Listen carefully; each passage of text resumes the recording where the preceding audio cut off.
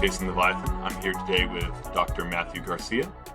Dr. Matthew Garcia, throughout his career, has been inspired to ask why we, as a nation, have frequently demonstrated little regard for the people who pick, pack, prepare, and serve the food we eat.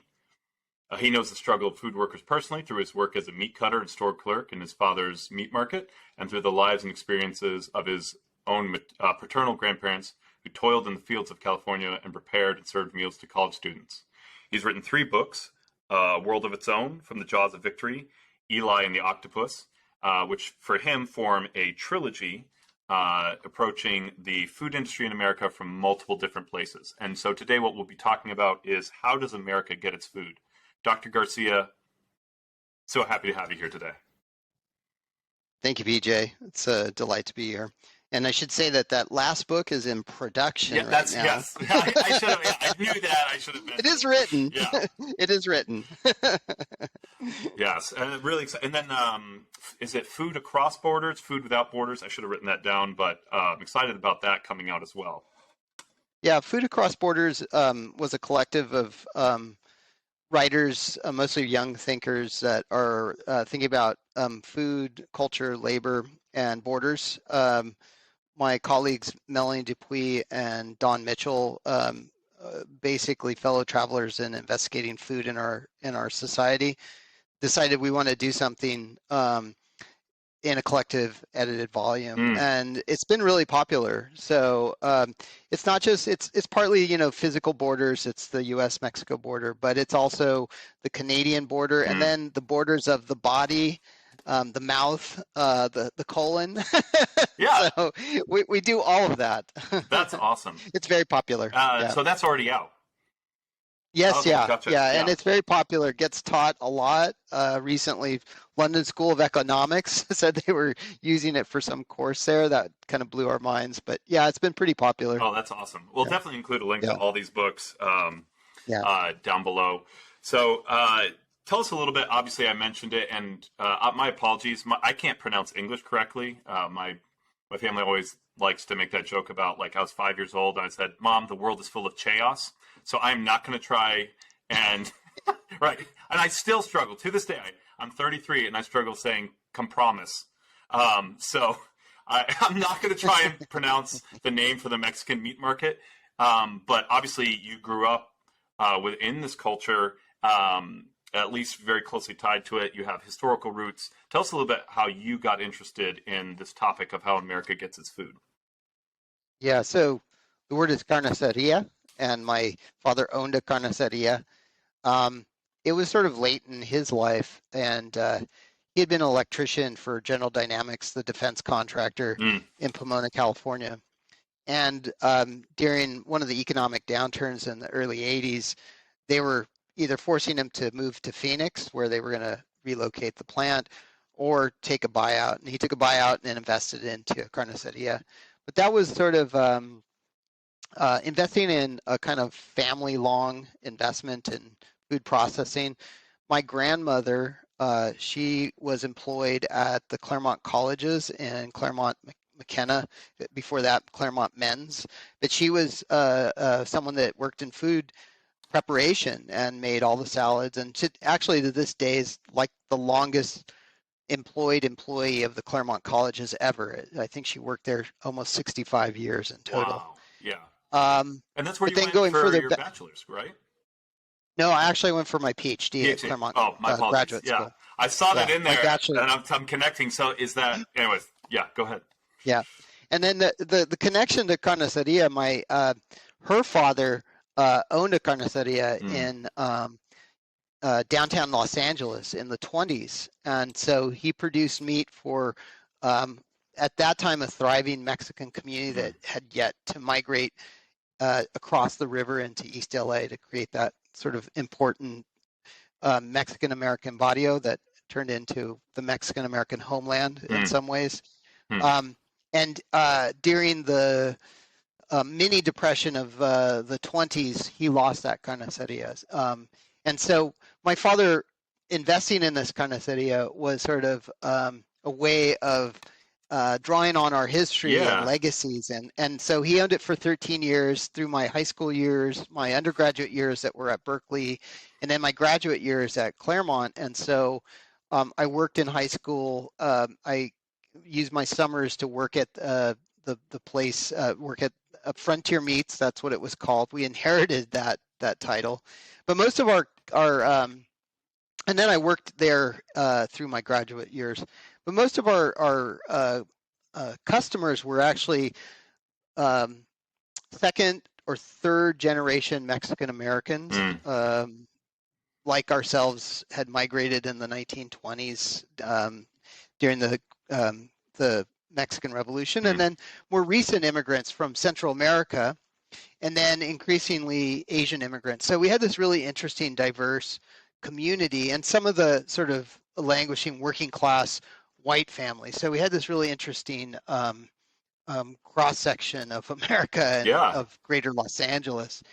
And my grandmother sold her menudo, which is a soup, a Mexican soup made of the tripe, which is the cow lining, the stomach, the lining of cow's stomach.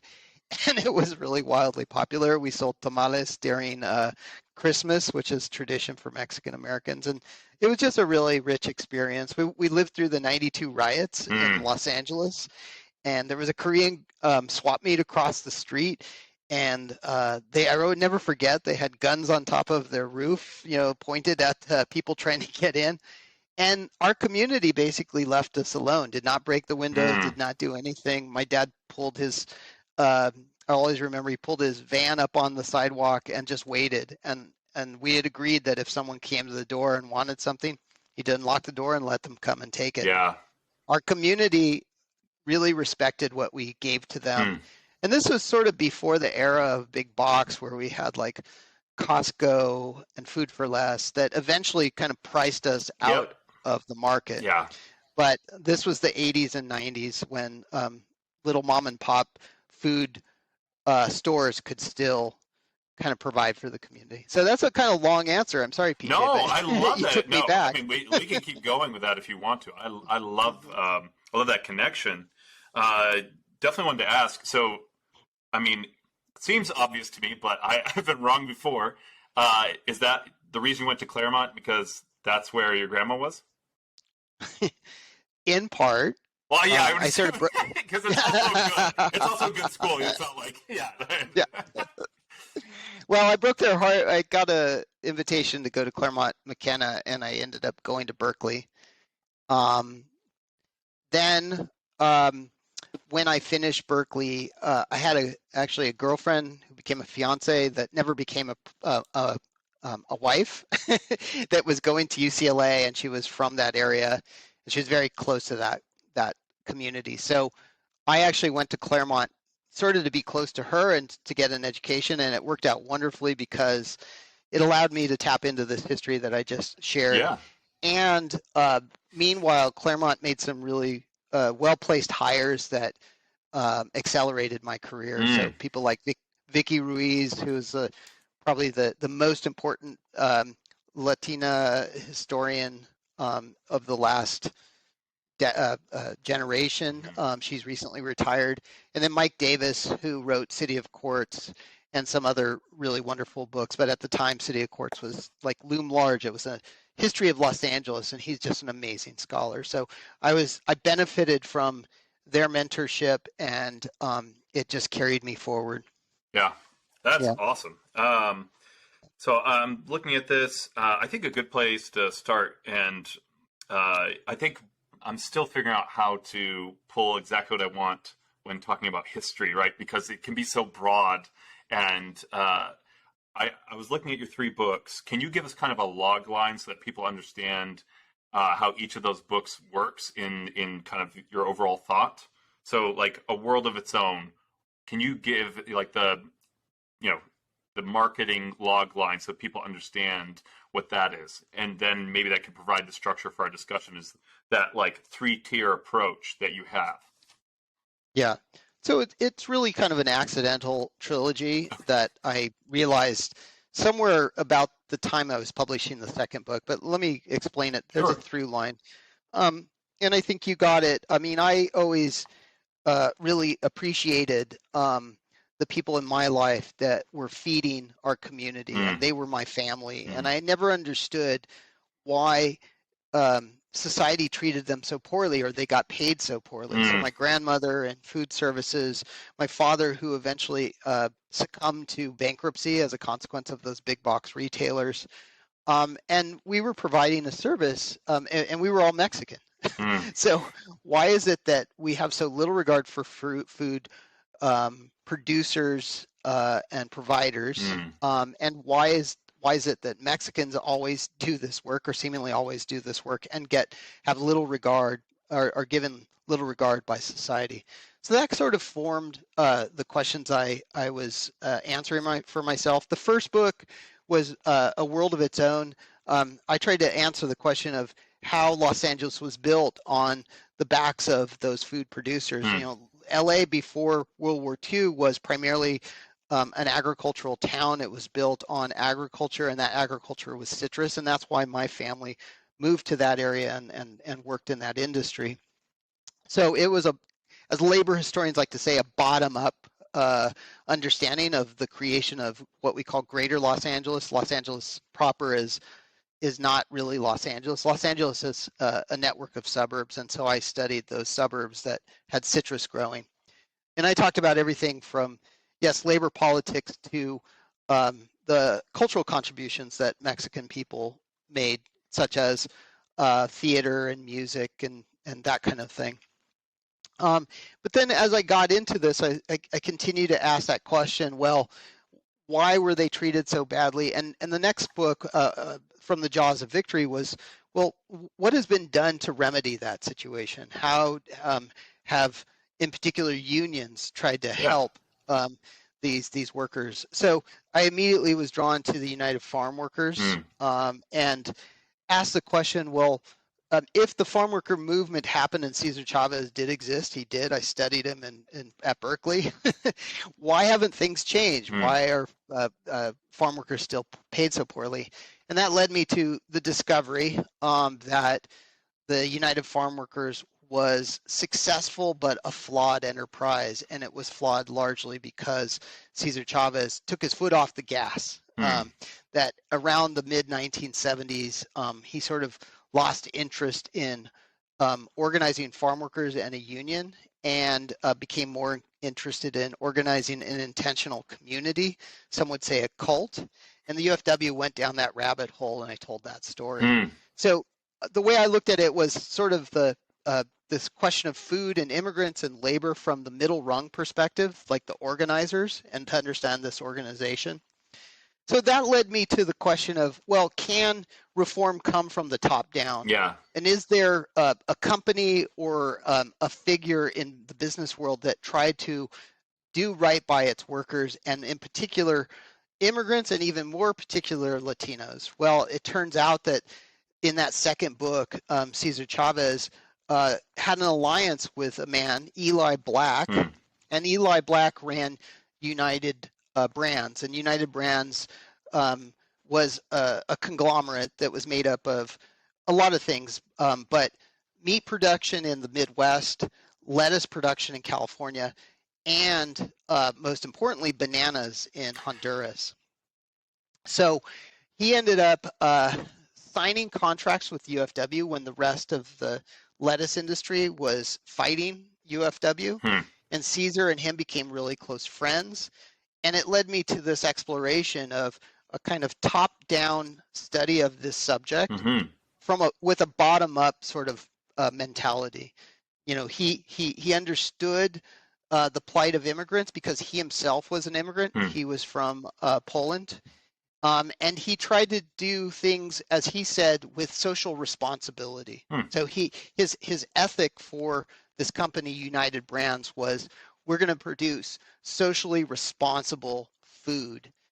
And it's a tragedy, like a lot of my books, because in 1975, he paid a bribe to the president of Honduras, the first of two, in which he paid him a bribe to lower tariffs on his bananas to be more competitive with his competition standard fruit. And it ended up collapsing the company, and he committed suicide in 1975 when he was about to be exposed for this. It wasn't really a crime, but it was an unethical thing. Right. Yeah. And so he dove from the 44th floor of the then Pan American building, now MetLife building in Midtown Manhattan. And it's been memorialized. People don't really understand this, but if you've seen the film Hudsucker Proxy by the Coen brothers. Is that what it's referencing? That's the reference. I love the Coen brothers, and that movie was so confusing to me. Yeah. Okay. All right. So that's what. So it's all about business ethics. Yeah. And so, and United Brands Incorporated may be the most notorious food company in U.S. history, certainly in the 20th century, United Fruit. So United Fruit was behind a coup in Guatemala in 1954. It had really suppressed unions across Latin America. It was written about as the octopus or El Pulpo by Neruda, Pablo Neruda, in a famous poem. And so the unwritten history of United Fruit was like, how did it end? Yeah. And ironically, it ended with this guy who was actually trying to do right by the union at La Lima plantation in Honduras.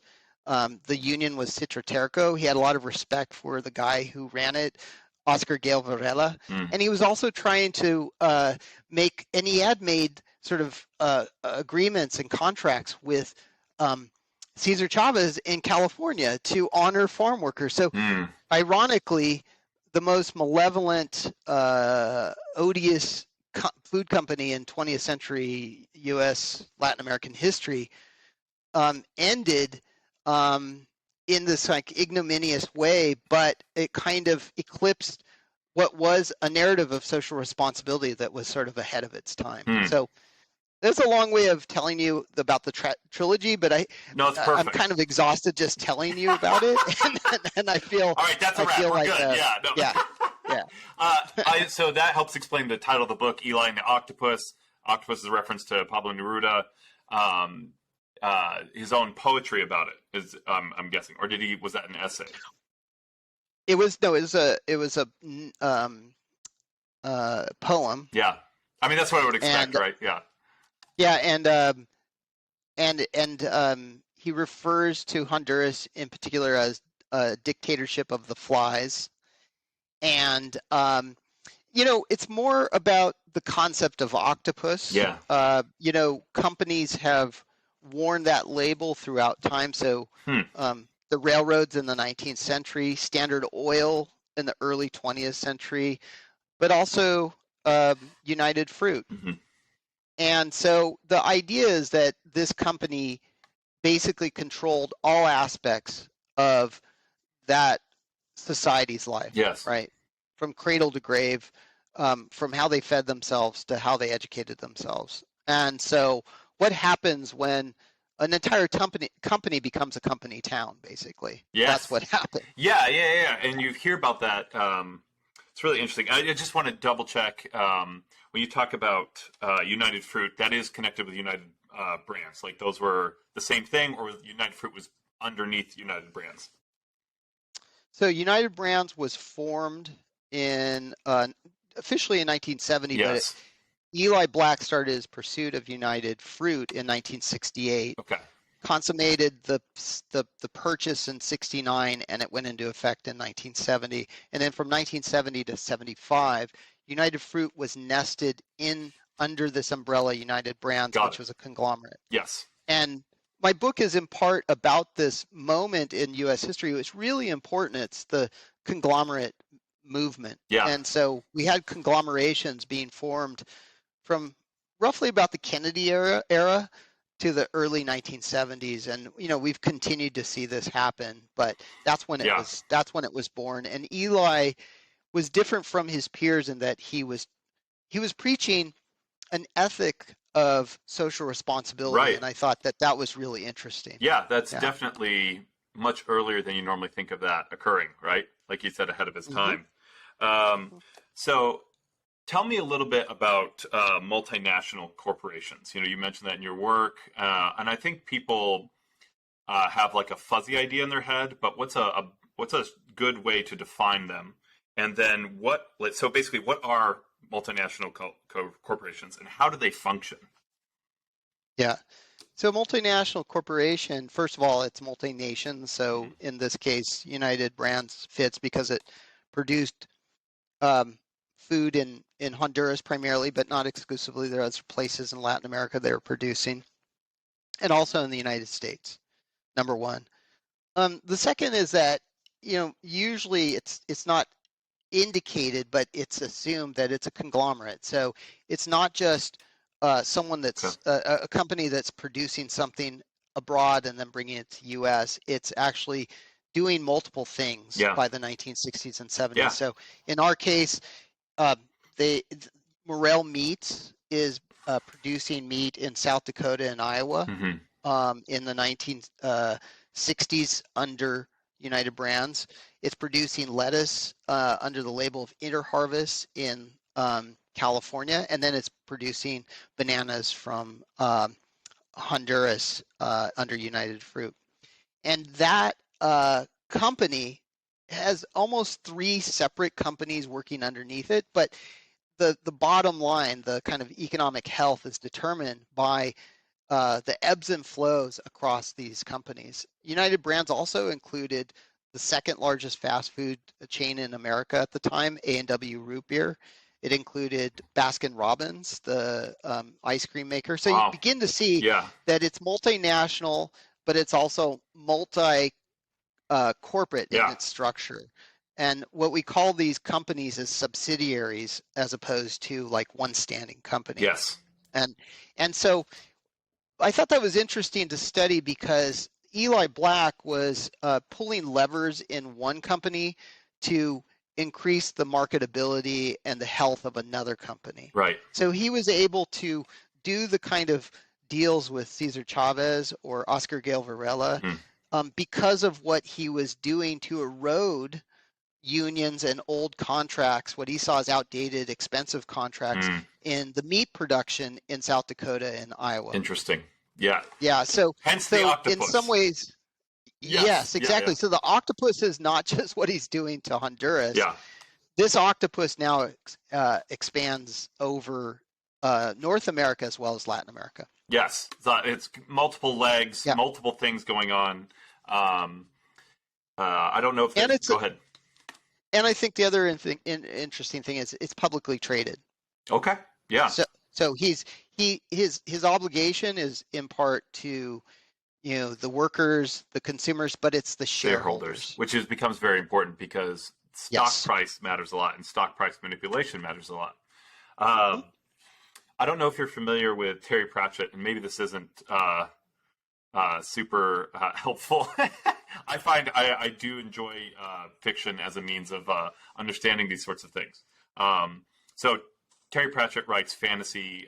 He's a fantasy he was a fantasy comic novelist. But he did one about a post office that became outdated. It's written in medieval fantasy setting, and they added a telegraph system, what they call the clacks. And what happens in the book is it's about one of the politicians trying to get the post office running again because the clacks becomes this monopoly, and the guy who's running it is running it inefficiently. And there's a very key moment in the book where the business is running inefficiently, and one of the guys underneath him goes, we could make it more efficient if we did this. And he goes, I don't want to. I want it to break. I want it to be inefficient because then the government will bail me out and they'll pay me, and I will take the money they're paying me, and I have a construction company that will do all the repairs. And so I'll actually make more money doing this regardless of how terrible my service is. And the important thing is that he owns the multiple companies, and by shifting the responsibility between them, he's playing like this shell game, right? Yes, most definitely. So I don't, maybe that reference is too obscure. I don't know if that'll help anybody, but it helped me. No, it's actually very useful, and so I think it allows me to also bring in here Leon Black, who is Eli Black's son. Yes. He was attending and finishing Harvard Business School when Eli committed suicide, but he became the owner of Apollo Global International, and he was recently brought down by his relationship to Jeffrey Epstein, and he allegedly trafficked a girlfriend and abused two women. But the thing about Apollo was that it is the private equity. It's the private equity world, and so the private equity world is really invested in sort of breaking companies. Yeah. In the name of sort of greater efficiency. Yeah. Concerns of the employees or consumers be damned. Yeah. And it's all about the profit and the ways in which you just described, right? Yes. So break it to make the money. Yeah. But for a particular group of people. Eli's different. Yes. So he was arguing, and this is true of this period of time, like they sincerely believe that United Fruit would be stronger for its relationship to these other subsidiaries in this larger company, and that the whole ship would rise if he managed the whole thing. And so bigger was better, and they were still invested in building things and creating things and producing things. So he did worry about how many bananas he was producing. He did worry when a hurricane blew through and destroyed his crop. He did worry when the Teamsters went on strike and destroyed his lettuce harvest. So I think that's a different period. Yeah. Like the 1960s and 70s was still a period when these conglomerates existed, but they still were invested in producing things, as opposed to breaking them so that a small group of people could make money. Yeah. And I think that leads to a question that I wanted to ask you. How does the corporate world structure the food industry, and how much of that structure is intentional and how much of that is unintentional? Oh, I think it's very intentional. And the question is, what's the motivation, right? So are you talking about today or are you talking about the past? Great follow-up. So why don't we start in the past, and if you have any observations for today, I would love to hear those. Yeah. So in the past, and I'm talking about the 1960s and 70s when I'm writing about Eli, it's about greater efficiency. It's this belief that one man, usually a man, almost always a man, could organize a variety of companies, a food company in this case, and be more efficient together as opposed to separate entities. And there was a real faith that that company would be more profitable, would be good for the shareholders, good for the consumers. There'd be cross-fertilization in terms of packaging, branding, all of that stuff. In fact, United Brands, the second part of that title, brands, was really important because they actually tried to market the very well-known, very highly regarded concept of United from United Fruit, and then cross-market and started trying to market the lettuce as United brands, or excuse me, United Fruit lettuce. In fact, they used the brand that United Fruit is known for, Chiquita, and for a short time, Chiquita lettuce existed in the world.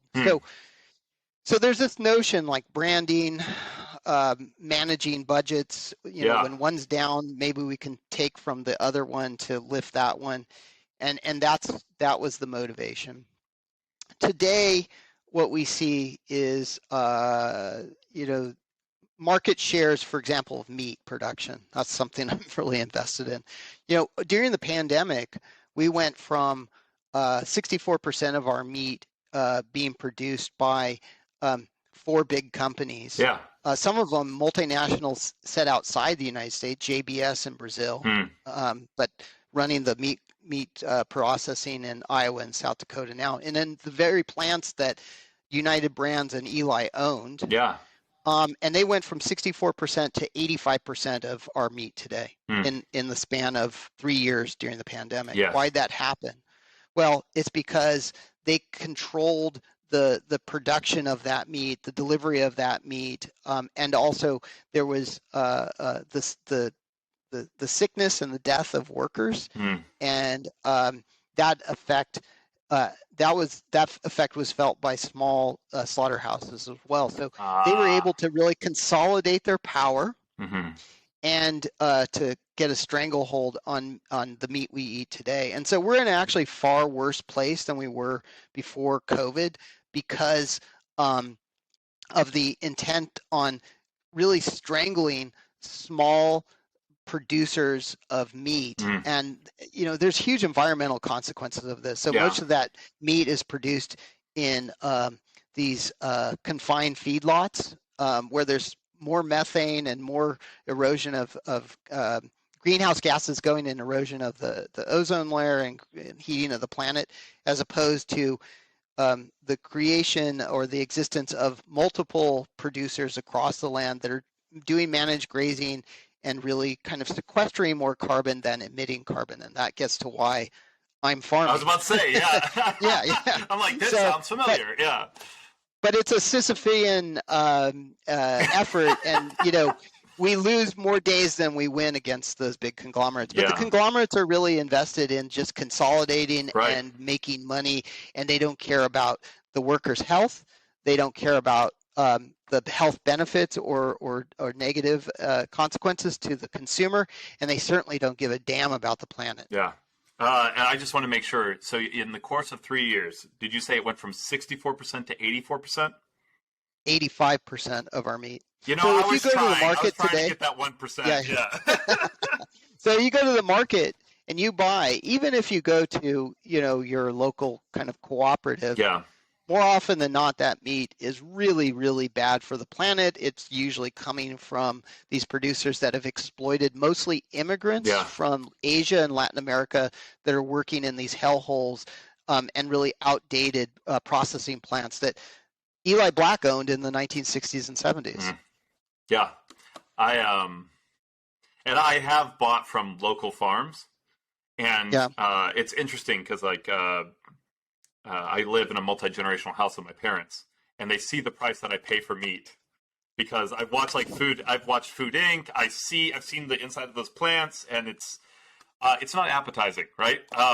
And so I buy from local farms, and it's so much more expensive, but that's just that's how much effort meat really takes, right? Yeah.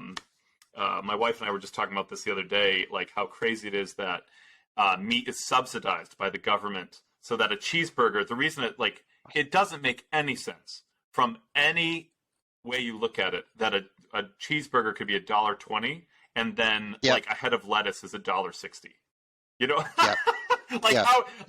When you look at the effort required for these two things, there's lettuce on the cheeseburger. What just happened, right? And it's just So this is this is part of the reason why I'm excited about this. But yes, I am very passionate about this, as you can tell. Yeah. Not as passionate as you are, though. Really, to a fault. Amazing. Yeah, it's amazing what you're doing. I love your work. We've talked quite a bit about that top-down approach. Why don't we talk maybe a little bit more of that? A world of its own, kind of that whole idea of what does it look like for workers? Right.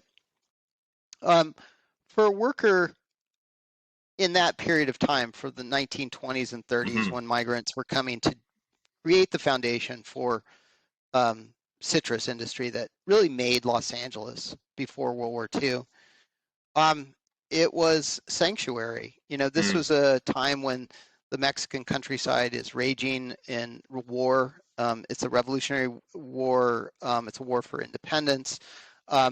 It's also a war that was precipitated by U.S. investment and early versions of corporate investment and exploitation in the mines in northern Mexico.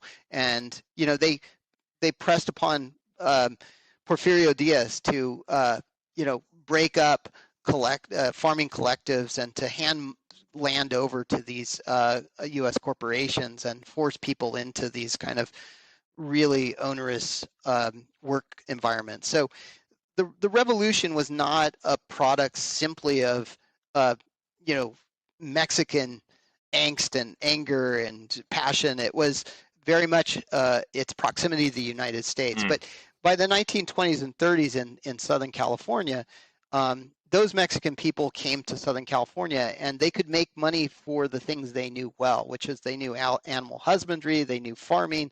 They had a skill set that was seen as unskilled, but it was deeply important and essential to the grounding of that industry. And the only reason why they were paid so poorly, they were housed in such crappy housing, is because there was partly so many of them.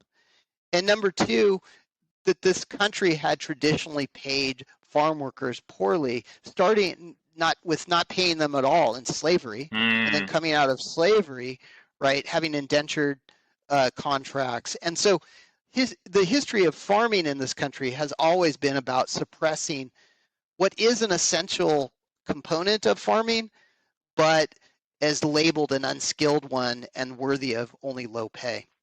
So one of the ulterior motives for the work that I do is to recognize the skill sets of the very robust and very important skill sets of farm workers in our food economy.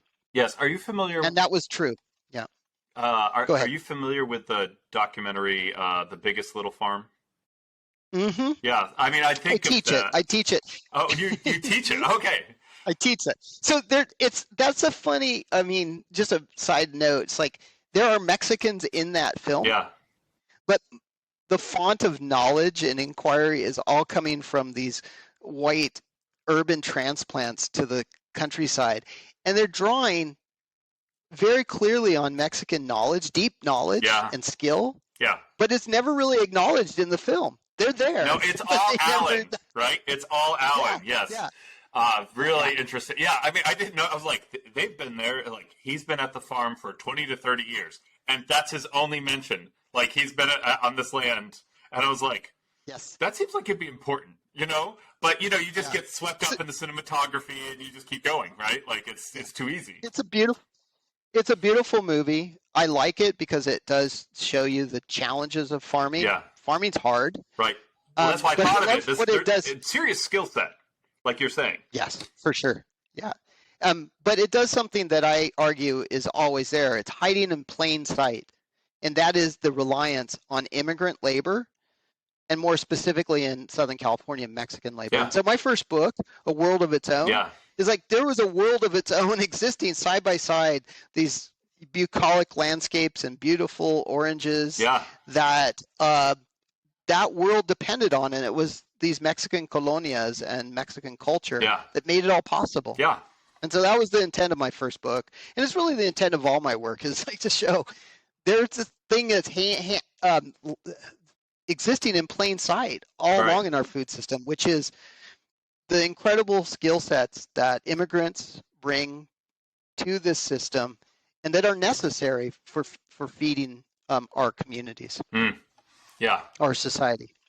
Yeah, and I think that's, even growing up, that it was just something that was part of my culture, that gardening is simple, right? Farming is simple. It's hard work, but it's simple. And then, I mean, I've started a garden in my backyard, and I'm like, this is really complicated, right? Like, people look at digital marketing and it has that flash and pizzazz that it's hard and to understand those kind of things. And sure it is. Like, every skill, requires knowledge. But it's just as complex to do gardening well, which, talking about how much time I have goes to show you I'm not doing well with my garden. But right? Like, these are serious skills. And I think that's important. There's a couple historical connections that I'd love to touch on if you have time. So before World War II, you have LA as this agricultural hub. And then with World War II, I'm assuming what changed is the advent of Hollywood. So Hollywood's always there, even before World War II, but it accelerates in part because of the new economy and the industrialization of entertainment production. and it just grows, right? Mm. So, and then just weather has something to do with it too. You can shoot all year round. You have the backlots there, and so yeah. But that's only one part of LA. LA also grows because of the war industry, and Mm. so there's tire production. There's all kinds of combustion engine production. The other thing that happens is that the port of LA becomes important for importing goods after the war and that connection with Asia. So now the port of LA is the most modern port in the world, and the innovations that are going on there are Mm. really important. And there's a lot of focus on that today because of the supply chain. But um, Right. that all opens up after World War II, and so it ultimately transforms Los Angeles. I mean, San Francisco has the natural harbor, but LA builds its harbor in the early 20th century, and then that becomes the major port for importing goods and materials from the Pacific after World War II. And that is sort of um, the spoils that the United States wins as a result of winning World War II. Mm. So LA changes Yeah. as a consequence of World War II. But before that, it was very much an ideal place to grow certain types of fruits and vegetables. And um, citrus was really, really popular. Bananas are important from Central America, and people are eating them in Boston and New York, and there's songs written about it. But that same culture for citrus Mm. happened before World War II, and it was an overland migration or transportation of that citrus fruit grown in warm Southern California and sold in cold Iowa and eastward. Mm. And so you talk about marketing, the company Sunkist, Yeah. right? Sun-kissed was a way of reminding people during winters that there's this beautiful place out here called California, and we produce these wonderful fruits, and wouldn't you like to live here? And in fact, that becomes one of the reasons why people move to LA and transform it and make it the kind of uh, industrial juggernaut that it becomes after World War II. Mm. Yeah. That it's so interesting because people just and forgive me, this is just my ignorance speaking. People just don't think of LA as an industrial town, right? If that, Yeah. yeah, like as that general cultural ignorance, it's like everyone always Yeah. thinks Hollywood. I knew a little bit about like the farming in the area, and so that's just Yeah. really, you don't think about that, you don't realize that until, like you said, like I mean, just recently we're like, oh, we need all that, right? Well, need, but Yeah. we use all Right. that. Really fascinating. And you drew. Well, Go ahead. you just think in my own life, my father, he started working for General Dynamics, Mm-hmm. which was an industrial weapons munitions producer based in Southern California, Yeah. in part. And so that's just part of a larger network that gave people jobs and created that foundation.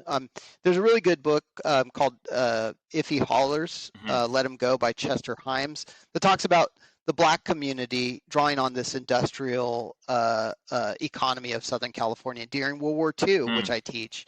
So the industry part of it has always been there in LA, and it really accelerated during World War II. Mm. And so some of the ways in which our minds are clouded about what LA is partly because of the kind of image making, media making industry of Hollywood. Yeah.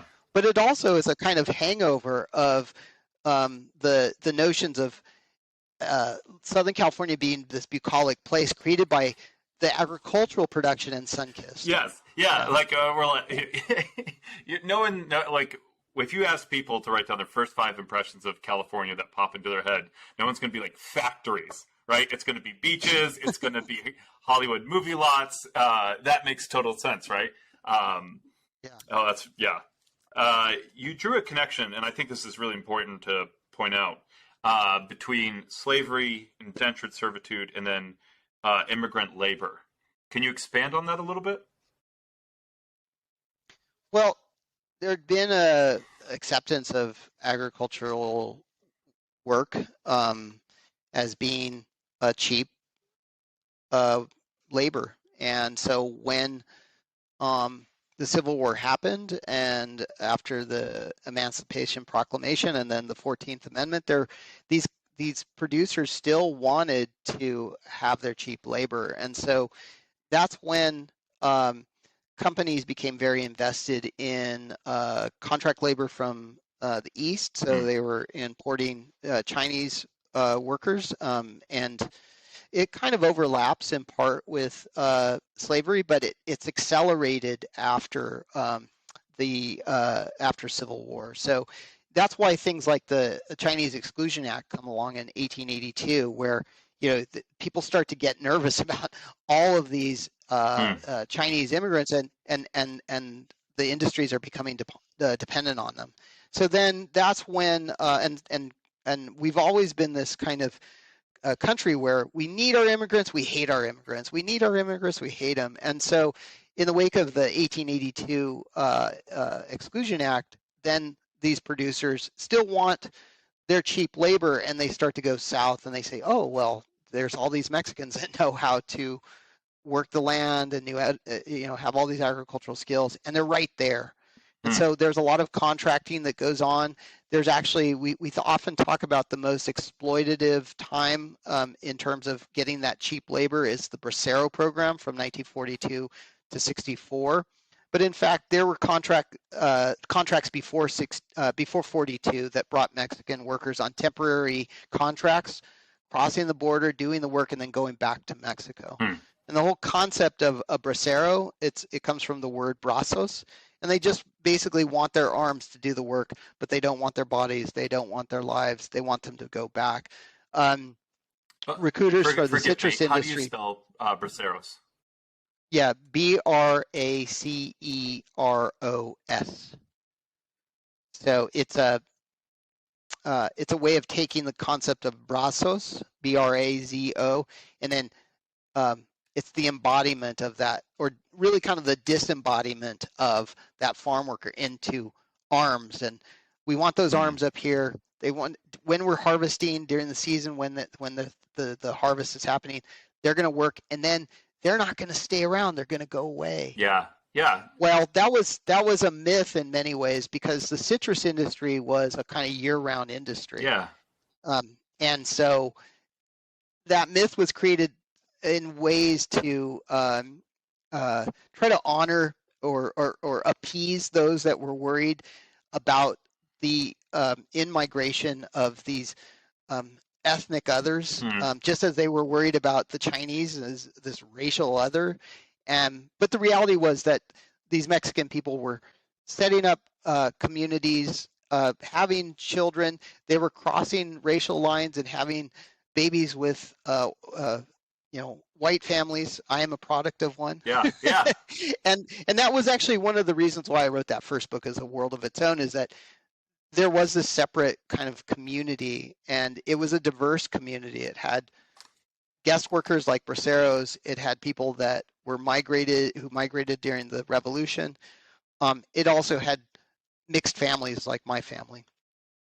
Yeah. And they had a separate culture. They had a separate entertainment. So they had theater, they had music, and I explored those parts of it as well. Yeah. So go ahead. So yeah. So that's what, in fact, this thirst, this need for cheap labor begets, is that all these kind of hypocrisies and contradictions that lead to the kind of diversity in spite of ourselves, in spite of our xenophobic selves. We have all of this diversity, and it's partly in pursuit of those the desire not to work as hard as the people that are doing the essential work of things like farming. Yeah. From slaves to what were then called coolie laborers, the Chinese workers, to Mexican birds of passage, as they euphemistically call them. They would come do the work and then go back to Mexico, fly south for the winter.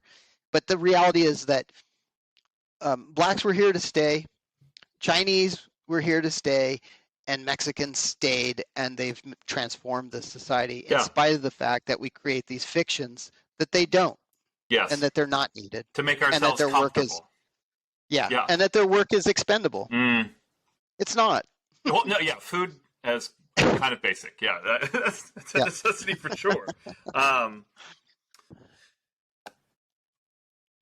So how does that fit in with Cesar Chavez? Because that was 1920s to kind of 1940s, and then it Yeah. seems like you travel not only in terms of the corporate ladder, but also in terms of time. Yeah, Caesar was asking the same questions that I did, except from a different point of view. He wasn't trying to understand why this happens and understand the contradictions. He was trying to resolve them. And so he said, how do I, the son of Arizona farmers who have no esteem in the society, who are mistreated, how do I bring esteem to them? How do I bring rights to them? How do I give them a leg up on society to kind of leverage their existence into something better for future generations? And so he studied past attempts, most notably by Ernesto Galarza, that tried to organize braceros and failed. And he said, okay, there's got to be a different way. There's got to be a way to do this. And that's how he happened upon the United Farm Workers. But he was always ambivalent about a union. He was part of a group called the Community Service Organization. And the Community Service Organization was all about working with disempowered, mostly Mexican, but not exclusively Mexican families to leverage the kind of politics and laws and expectations of government in their communities to, improve streetlights, or to improve mail service, or to pave streets that are unpaved. And it was through that work, and he'd do these things called house meetings, where he was great in these small settings. He'd go into their homes and he'd talk about, don't you want this for your child? Don't you want to not have to, walk on that muddy road? Don't you want more postal service to this community? And then he would make the appeal to government and start making that work together. But the thing that he found was that he traveled throughout California is like the thing that all these communities had in common is they work in agriculture. And so, and he discovered that the thing that held them back the most was that there were these temporary workers that were allowed to be paid less, could be sent back the moment that they rose up and asked for more. These were braceros. And the first thing we need to do is end the bracero program. And then once we end the bracero program, then we're free to create a union. And so that's why he ended up working towards unionization. But he was sort of ambivalent about that. And it was actually another immigrant group, Filipinos, that were more radical, that were more studied in terms of philosophy and ideology. There were many of them communists, who said, no, what we need to do is confront the owners, and we need to form a union. And that's also why he decided to go the labor organizing route. But he never sort of reconciled that, and that's why, in the 1970s, you think farming's hard? Organizing farm workers is harder. And when and when he discovered that, he started to take his eye off the prize and started to go down a route, which I don't think is a bad intention, but which was, why don't we just own our own land? Why don't we produce for ourselves? Why don't we organize into smaller pods? That was at the headquarters in La Paz. The problem was that he had made a commitment to the farm workers that he organized. The problem was that he had created a union. He had started something, and he wanted to redirect it, and a lot of the organizers wouldn't allow him to do it. Yeah. So there was tension, and it just kind of pulled the whole thing apart. By 1978, it's a shadow of its former self. Yeah, and then of course that leads to your third book, Eli and the Octopus, which we kind of started with, and I really enjoyed that. Yeah. I kind of, as we wrap up here, I think that the last question I have for you, and again, thank you so much for coming on. What are some possible solutions to the problems that face us today in the food industry? It's really tough. I mean, but it's a question that I think about a lot, Mm, and I guess if you try to take it on all at once, the whole thing, it can just be overwhelming. And so for me, I've sort of gone back to my roots. We started off talking about my farming. I own livestock. I raise right now 17 cows. I have 13 sheep.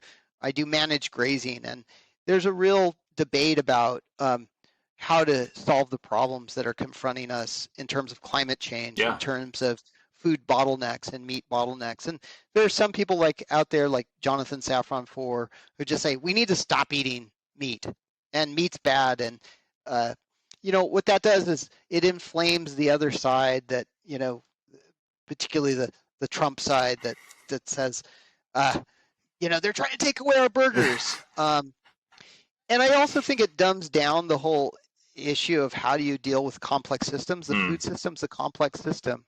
And so there's a saying amongst livestock producers, it's not about the cow, it's about the how. mm, And so for us that are engaged in managed grazing, there is a lot of practice and a lot of evidence that if you manage that the ways in which ruminants graze, and that's what you call sheep, goats, cows, animals that take in grasses and they produce energy and they ultimately produce meat. There's a way in which you do it that actually sequesters more carbon dioxide than mm. emits it. And I think that requires us to, first of all, respect the heavy labor that it takes to grow food. Yeah. The second is that we need policies that support that kind of approach, which runs counter to the kind of big box corporate production that I've talked about. So in some ways, I'm talking about Eli's idea of doing things socially responsible through like a big corporation Hmm. as a fool's errand. Mm. But I think it's worth kind of walking through why it was a fool's errand, which is why I wrote that book Mm. that will be out sometime either this year or early next. Um, and so, I think we need to eat less meat. I think we need to spend the more for our meat, as you are doing, PJ. That's good. Um, but that's a recognition of what meat really costs. It Yeah. costs in terms of like the skill that's put into it, the labor that's put into it, and the cost to the planet, right? So if you're buying meat that's produced by JBS, that's the company, the Brazilian Brazil. company Yes. that, yeah. You're contributing to uh, the destruction of the Mississippi Delta, where all the food that those Mm. cows eat is being grown in these monocultures of soybean and what have you. There's pesticides putting on there. There's the support of big companies like Monsanto that's supplying that seed and Mm. those inputs. And it's contributing to the destruction. And it's also not a true representation of the cost of that meat. It's also flying in the face of the kind of benefits of rotational managed grazing that small producers like myself are doing. So Mm. I think we need to go back to eating locally. We need to respect that labor. And that's why, the film that you mentioned, The Biggest Little Farm, is really important. Ultimately, I could say what I want about the invisibility of the Mexicans that they rely on, but the message of that movie is really important, which is to respect how hard it is to produce food and to produce it in a way that is benefiting the planet as opposed to hastening the end of the planet. And so I guess in my own life right now, in addition to the scholarship, I'm trying to model good behavior in my food production. Mm. And I'm thinking about my great-grandfather that owned that carniceria, but didn't think about where that meat came from. I'm Mm. thinking about the meat that I sold when I was working behind the counter at my dad's shop. Now I'm actually in touch with that farming, and I'm thinking about what it takes, what's the true cost of production. And I think my next project, I'm done with the trilogy, but I'm also thinking about writing a book for farmers that explores these questions and contradictions in our practice. I don't have it all worked out, but I do think that we need to empower consumers to be much more informed and much more thoughtful about the food that they're eating and the true cost of it. That is a beautiful summation of what we've been talking about today. Thank you so much for all the historical context for that. For our audience, if you appreciated the depth of discussion or learned something, please like, share, and subscribe so someone else can too. Dr. Garcia, it's been an honor. Thank you so much. Thank you, PJ.